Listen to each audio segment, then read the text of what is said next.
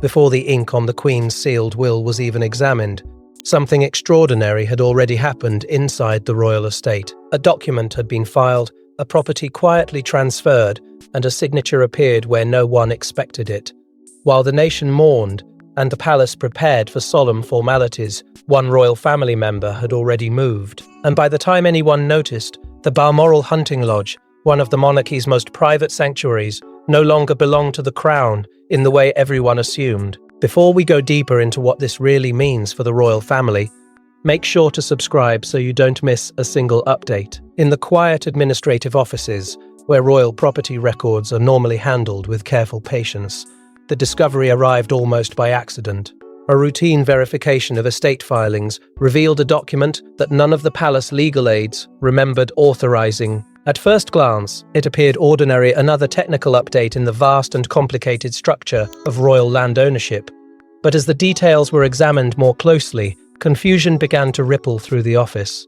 The filing had been submitted only hours after the Queen's passing. That alone might have seemed coincidental. Yet the name attached to the document stopped the room cold. Prince Edward.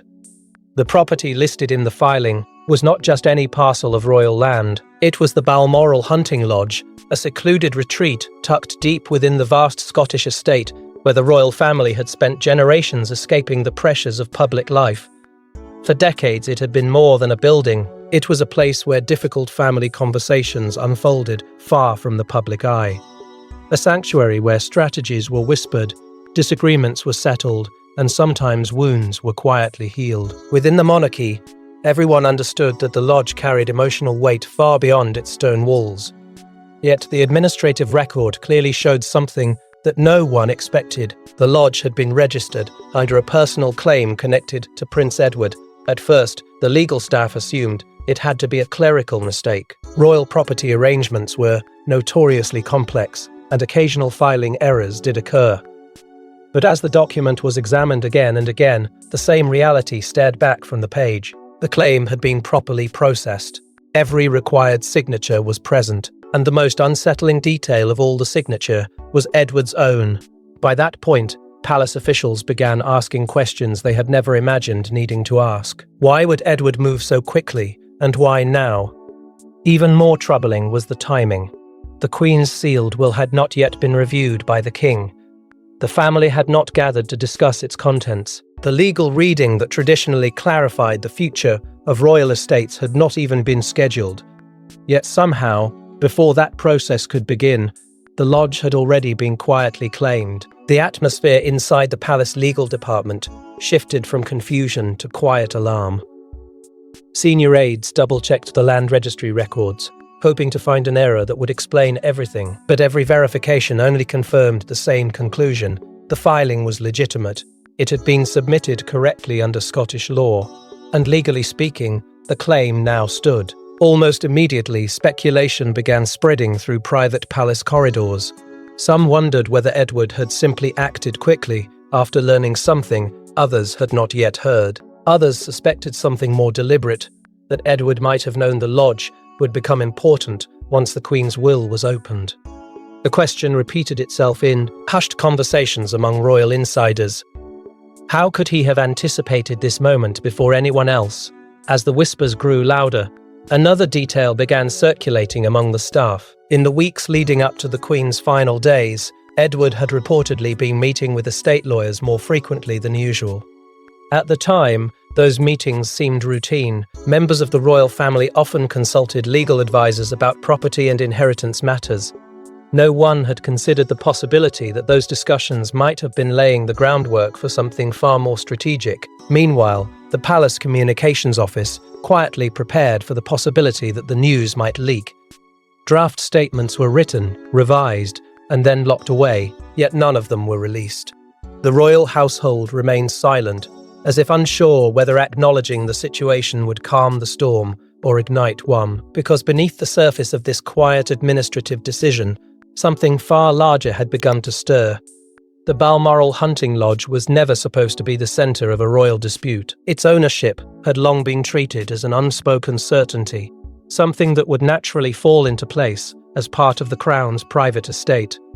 But now that certainty had vanished overnight, and as the realization settled in among the palace staff, one uncomfortable truth became impossible to ignore. Edward had acted before anyone else even knew there was something to claim, which meant his move wasn't impulsive, it was intentional. But to understand why this quiet property claim would send shockwaves through the royal household, you have to understand what the Balmoral hunting lodge really represents and why its ownership was never supposed to be questioned. Hidden among the forests and hills of the Balmoral estate sits a lodge so private that even many palace staff have never stepped inside. It wasn't just a retreat, it was a place where the royal family's most personal conversations unfolded away from cameras, away from politics, away from the crown itself, and for decades, everyone believed its fate after the Queen's death was already understood, until Edward quietly changed that assumption overnight.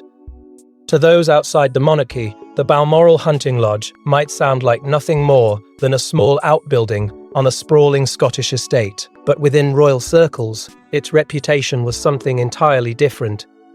It was known as the place where titles and protocol faded, where the rigid formality of palace life loosened its grip, and where the most sensitive family matters could be discussed without the weight of public expectation pressing down on every word. Generations of royals had passed through its doors not for ceremony, but for honesty.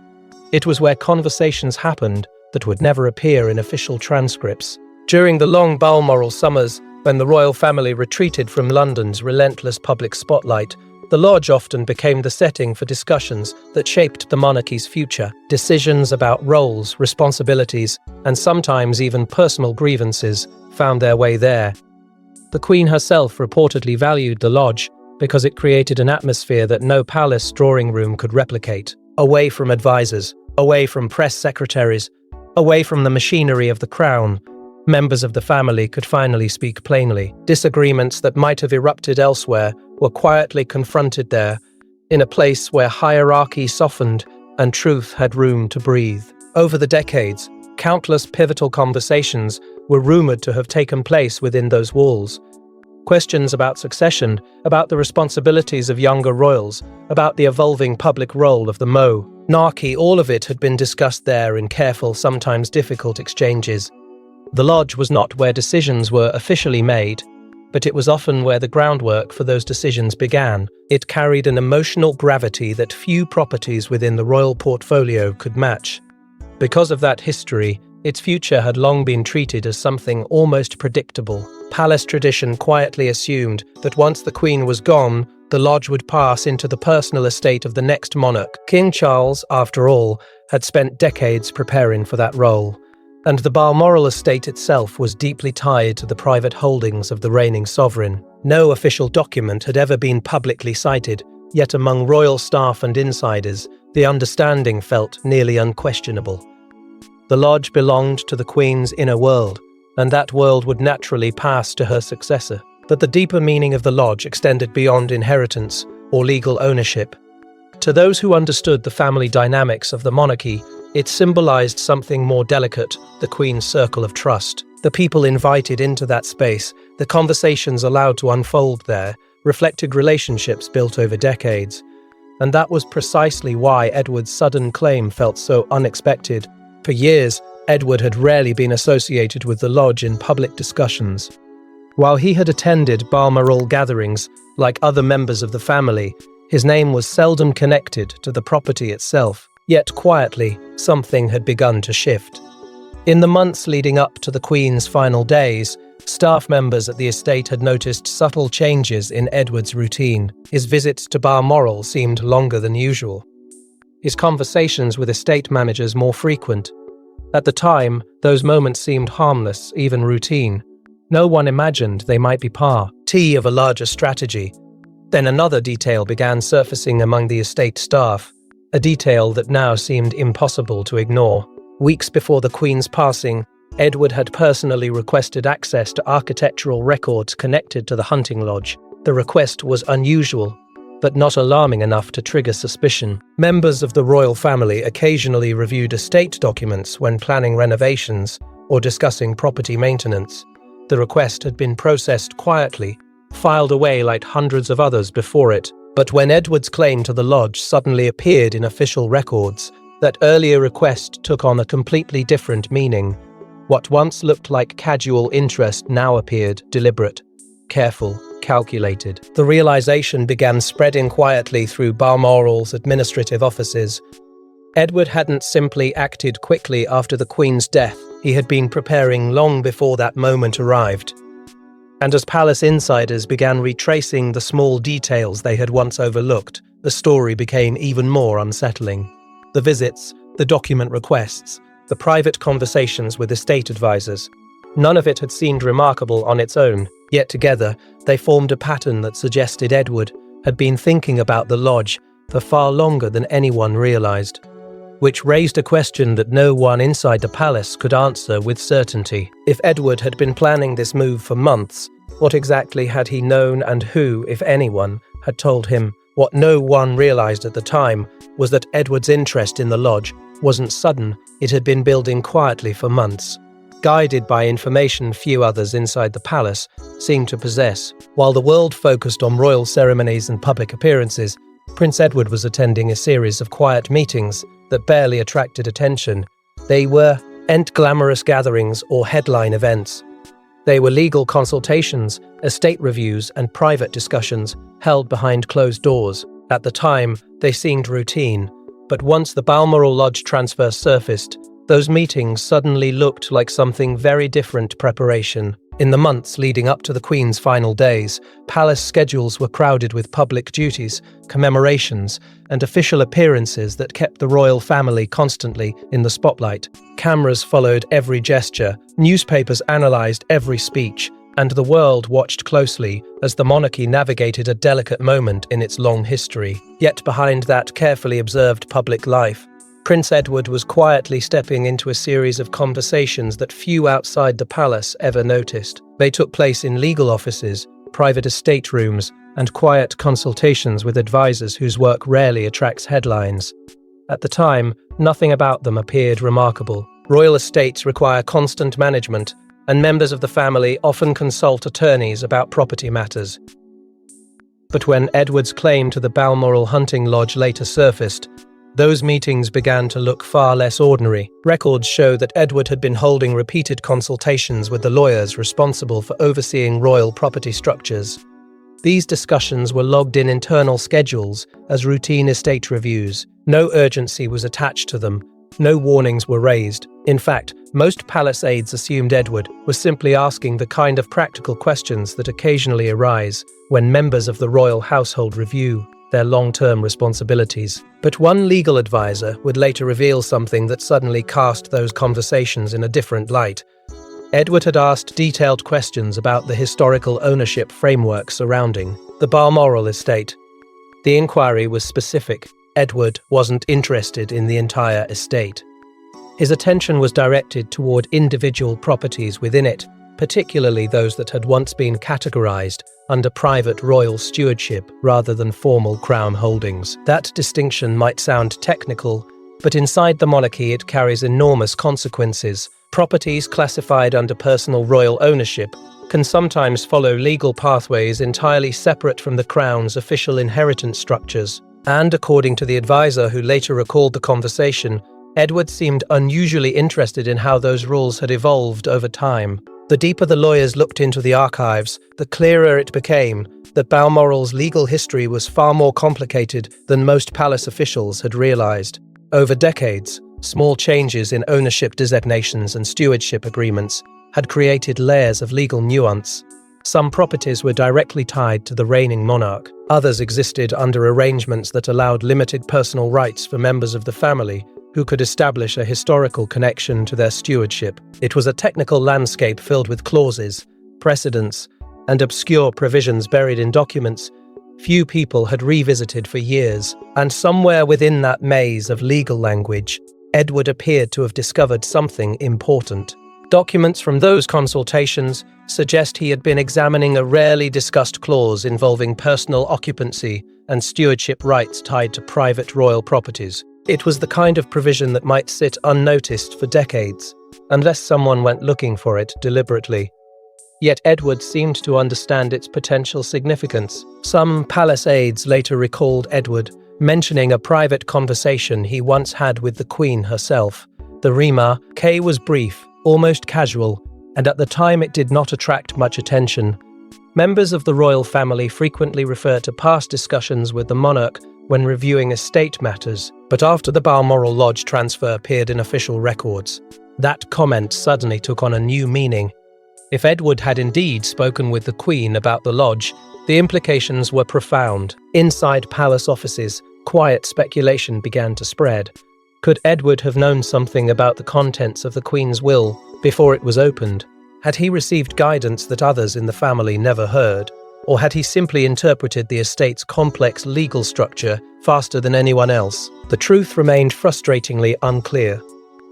Because despite the growing whispers and rising suspicions, one undeniable fact continued to hang over the entire situation. At the moment, Edward filed his claim for the Balmoral hunting lodge. The Queen's sealed will had not yet been opened. No one, at least officially, had read its contents. The document that would ultimately determine the future of many royal properties remained locked away, waiting for the formal reading that tradition required, which meant Edward had made his move in complete uncertainty, or perhaps with confidence drawn from something no one else understood. And when King Charles finally prepared to read his mother's will, the quiet decision Edward had already made would transform that moment into something far more tense than anyone expected. For King Charles, the reading of the Queen's will was meant to be a moment of solemn closure, a private family gathering where decades of legacy would quietly pass to the next generation. But before the first page was even fully discussed, a startling update arrived from the estate legal office.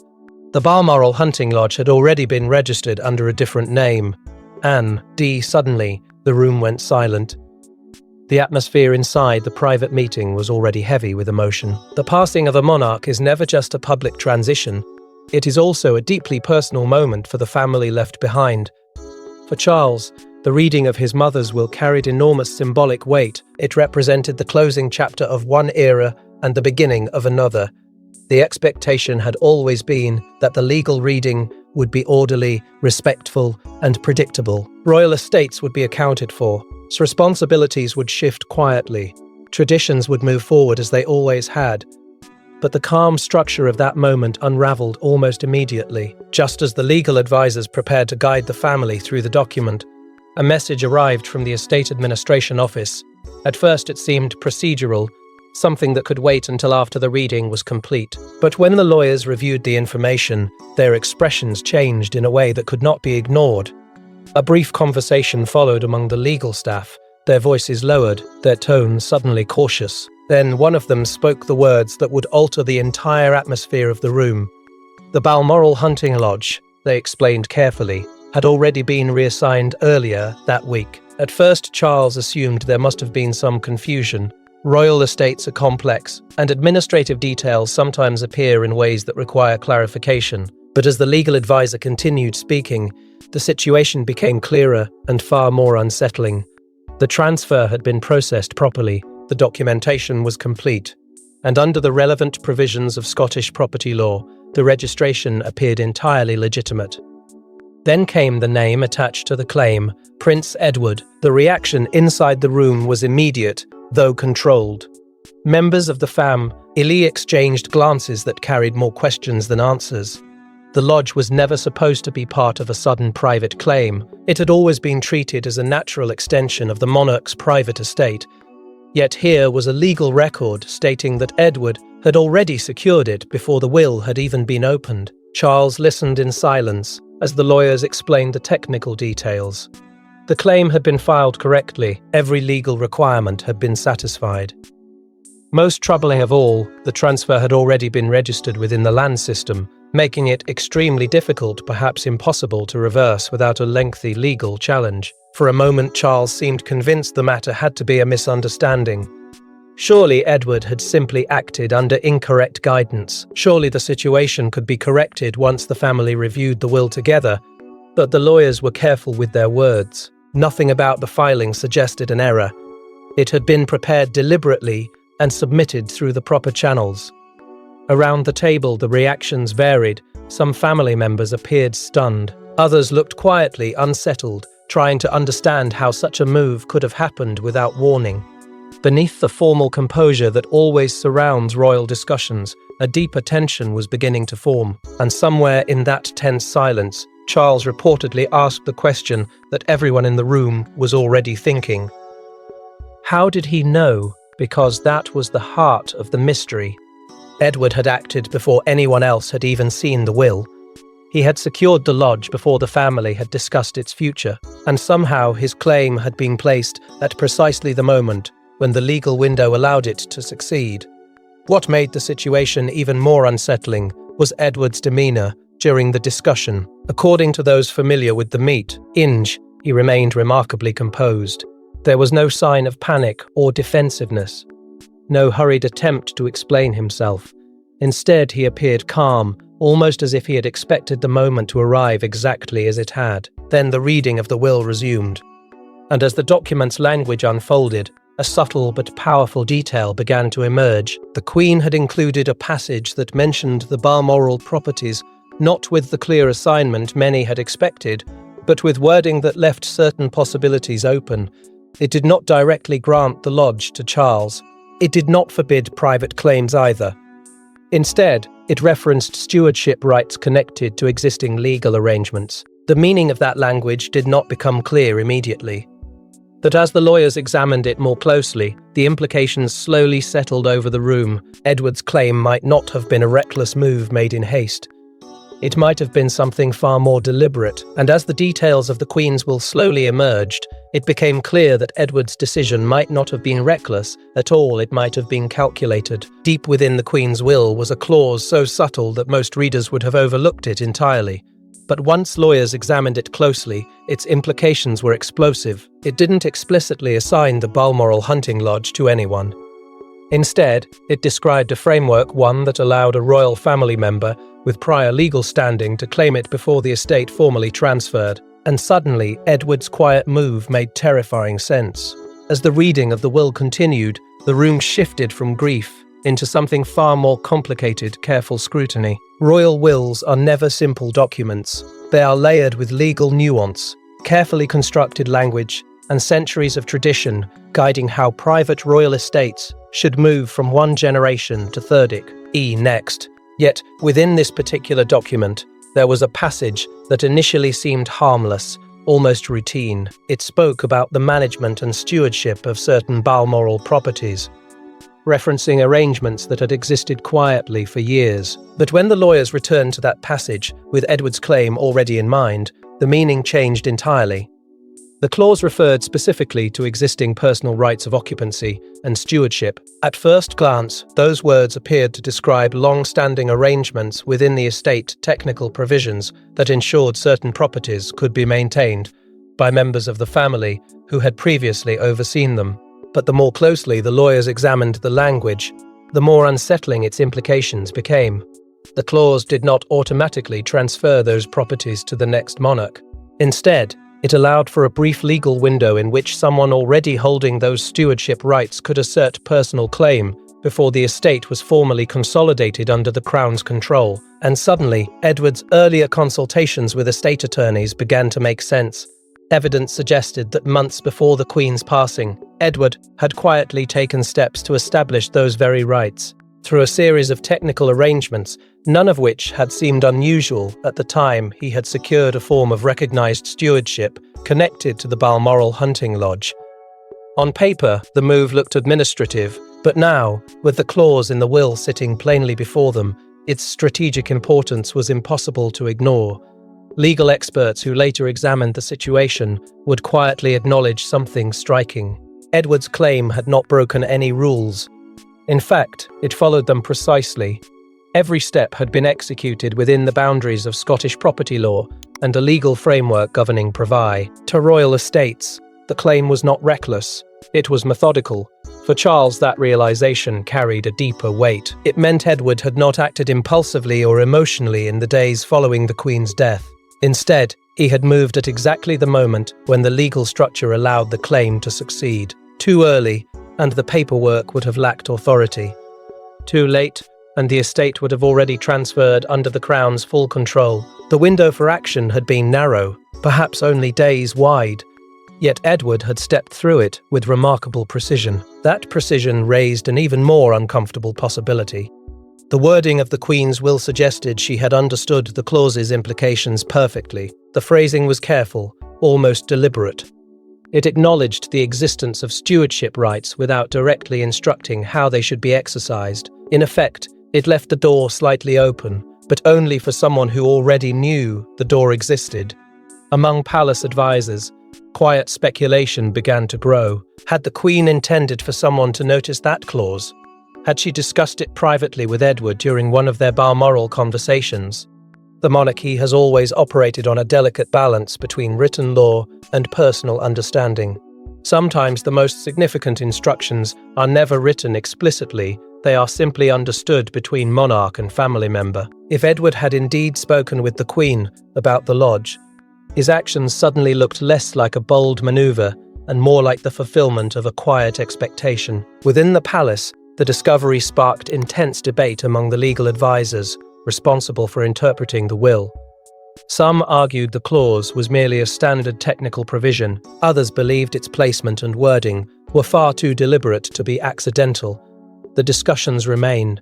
Private, confined to small rooms where royal lawyers weighed centuries of precedent against a single, carefully written paragraph. And as those conversations continued, Charles was forced to confront a possibility that carried both legal and emotional consequences. What if Edward had not acted against the Queen's wishes at all? What if he had acted because of them?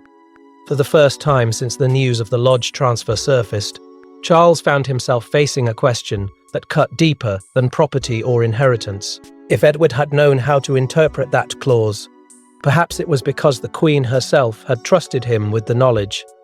And if that was true, the meaning of Edward's move changed entirely. But even if Edward's claim was legally sound, the emotional consequences inside the royal family were only just beginning.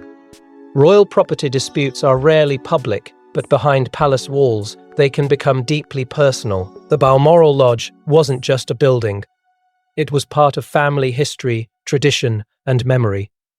And now Edward's quiet decision had created an unexpected divide. Some relatives believed he had simply followed the law. Others believed he had moved too quickly before the family even had time to grieve. Inside the royal household, the discovery of Edward's claim began to ripple through private conversations that quickly turned uneasy. On the surface, the matter appeared to be purely legal.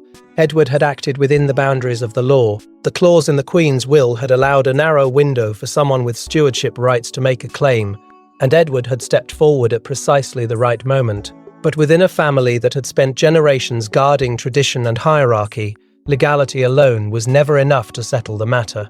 What truly mattered was intention. For some members of the family, Edward's decision seemed understandable, even responsible.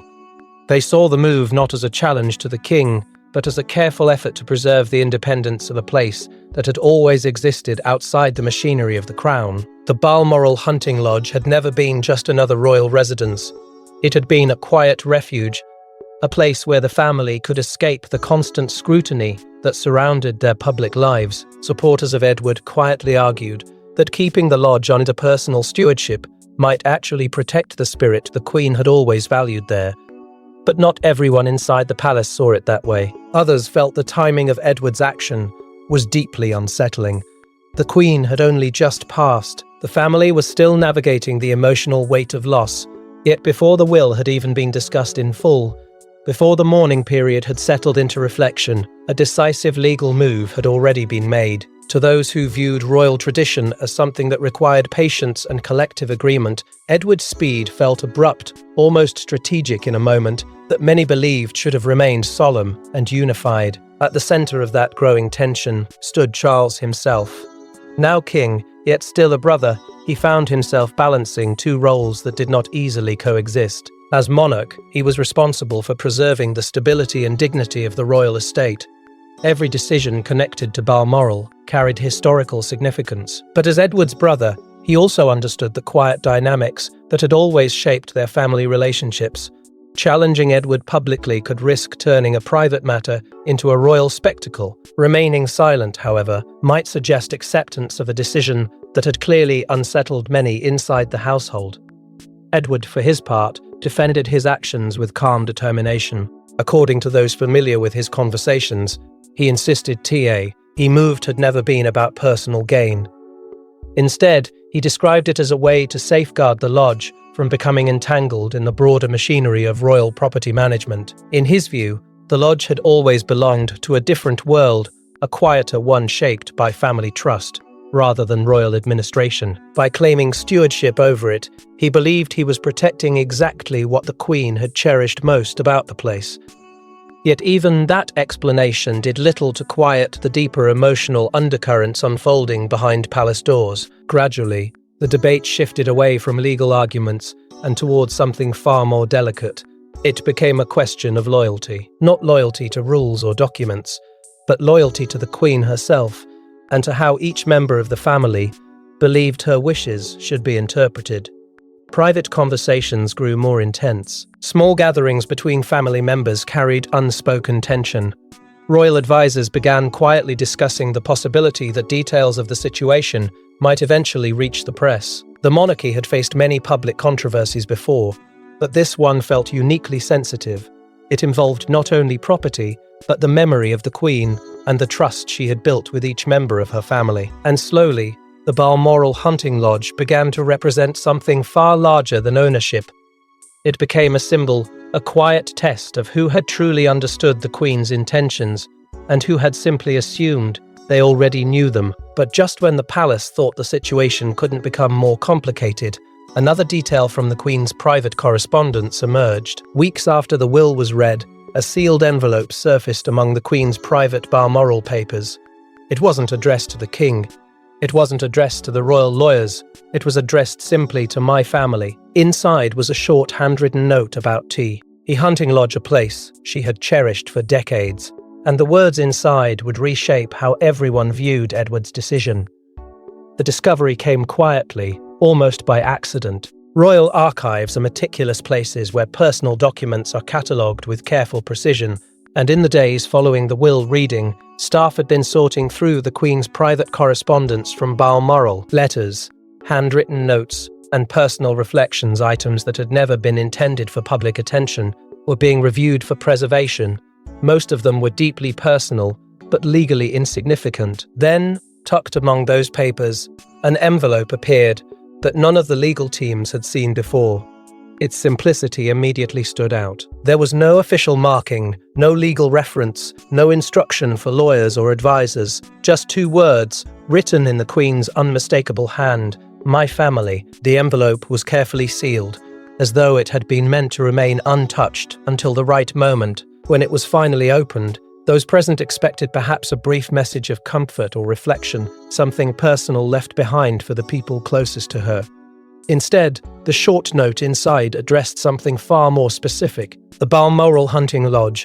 In calm, deliberate handwriting, the Queen described the lodge not as a royal asset, but as something much more fragile and personal. She wrote about it as a place that had always existed, apart from the formality of monarchy, a quiet corner of Balmoral, where conversations could unfold honestly, where family members could speak freely, without the weight of titles pressing on every word. It was, she explained, a space meant to remain quiet and protected. What struck readers immediately was her emphasis on distance from politics, from public attention, and from the machinery of royal administration.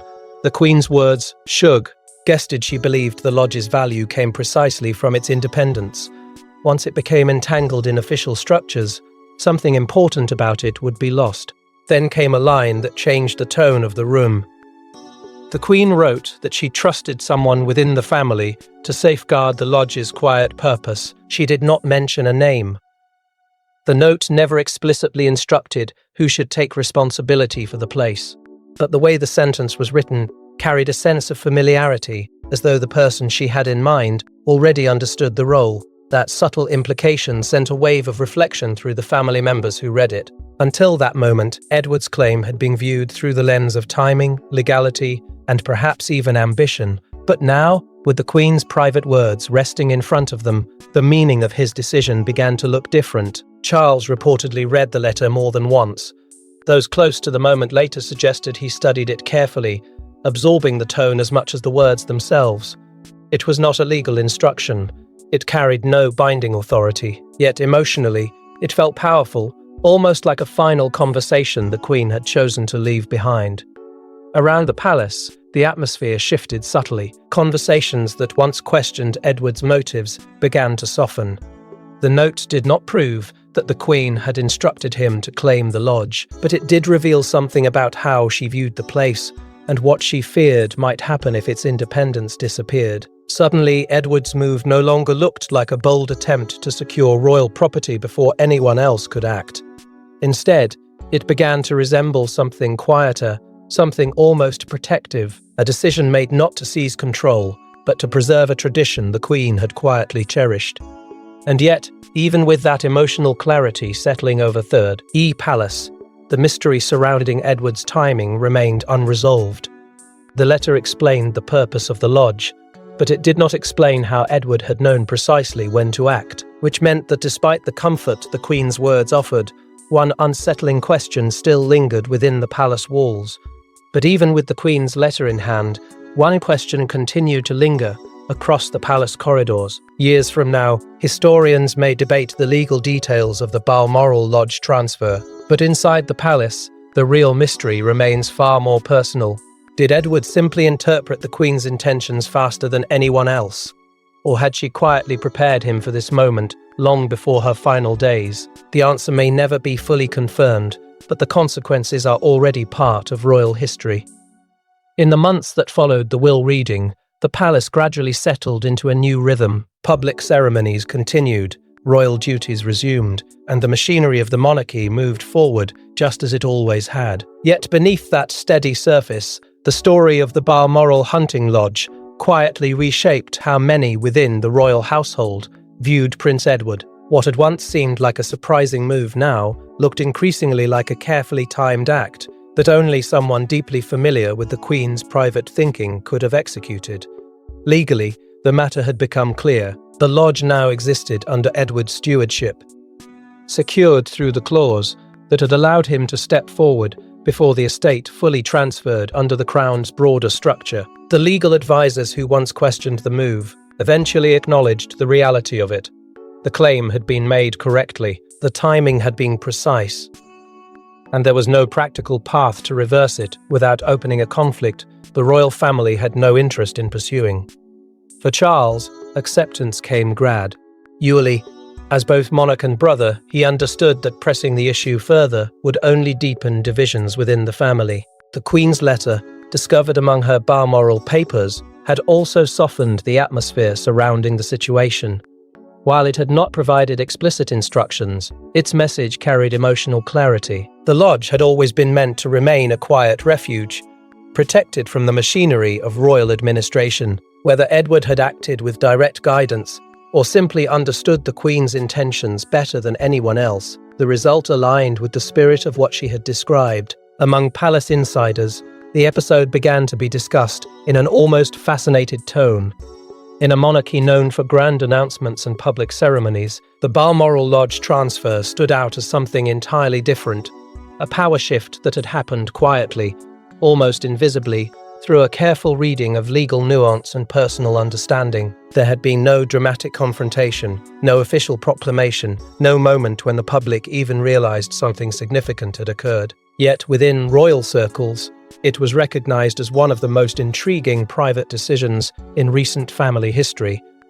Over time, the event subtly changed how Edward himself was perceived. For years, he had been known as one of the quieter members of the royal family, rarely associated with bold strategic moves. But the Balmoral decision suggested a different side to his character: patient, observant, and capable of acting decisively when the moment required it. Those who once overlooked him began to reconsider the quiet awareness he had carried within the family dynamic. Meanwhile, life at Balmoral continued much as it always had. Visitors to the estate occasionally noticed that the hunting lodge remained remarkably private. It was rarely mentioned publicly, rarely included in official discussions, and rarely seen as part of the broader royal estate narrative. In many ways, that silence itself seemed to honour the Queen's wishes. The lodge had remained what it was always meant to be, a place removed from public spectacle.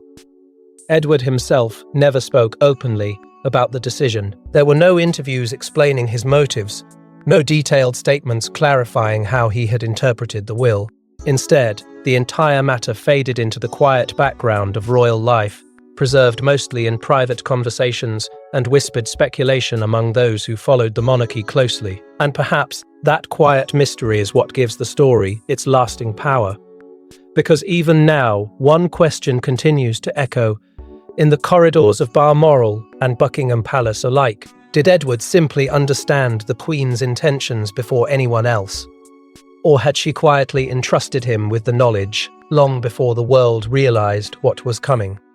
Whatever the truth may be, the lodge remains exactly where the Queen seemed to want it protected, private, and just slightly beyond the reach of royal politics. And in that sense, her influence still lingers within its walls. And perhaps that was the Queen's final lesson to her family, that sometimes the most important decisions in royal history are not the ones announced from palace balconies, but the ones quietly made behind closed doors. Thanks for watching. Please don't forget to like and subscribe, and we will see you in next one.